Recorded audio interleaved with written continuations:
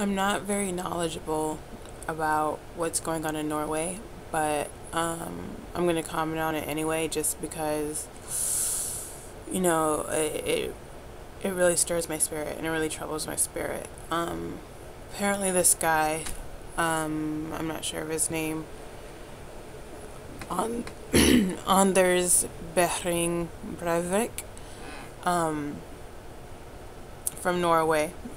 He killed 93 people this weekend in a bomb attack and a shooting rampage. To have one person kill one person by themselves, to kill 93 people, almost 100 people, that's outrageous and obviously not in a good way. He's not remorseful, and he doesn't feel he should be in trouble for it. He I guess his reasoning behind it is he wants to start a revolution. And now there's all this talk about, being against Muslims and how he's a Christian and he's trying to do, the, he's trying to help the Christians or whatnot. Let me see where yeah, I'm a Christian, and if there's one thing, I'm reading through the Bible right now, but if there's one thing I know for a fact, it's that the number one commandment is love. Love trumps everything. Love God and love everyone else. And I don't see what killing has to do with love. What's the motivation behind it? I'm not going to judge him because I don't know him, but it just really troubles me that 93 people died and you're very okay with it. Apparently, it was an anti-Islam crusade. Jews, Christians, and Muslims have been fighting against each other for way too long. I'm tired of it. I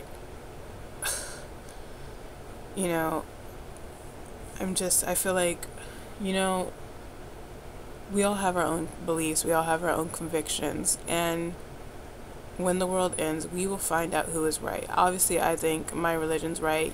Someone who's Muslim might think their religion's right, or not might think, but they think their religion's right.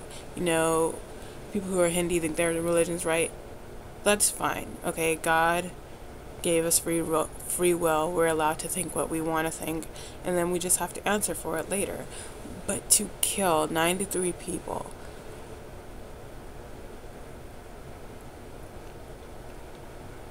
I'm speechless. I mean, to say you want to start a revolution and that you're going to do it by killing people it's not okay. And the reason for that is this. People haven't killed for revolutions since Nazi Germany. And that was the last time Norway had a really big death toll. That was the worst violence they've endured since World War II.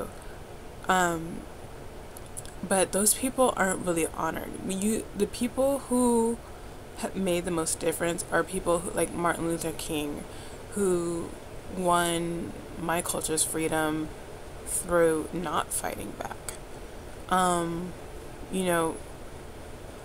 In today's world of social media, to start a revolution, you could have created a website. You could have,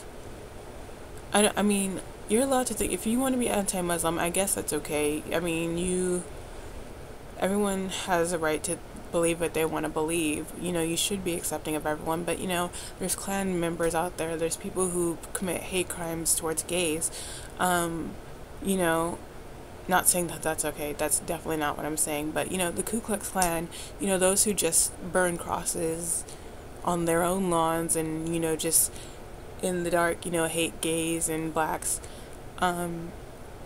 those people, they have the right to do that.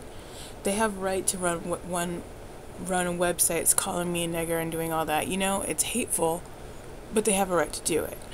But you don't have the right to harm someone, like with the whole Matthew Shepard thing.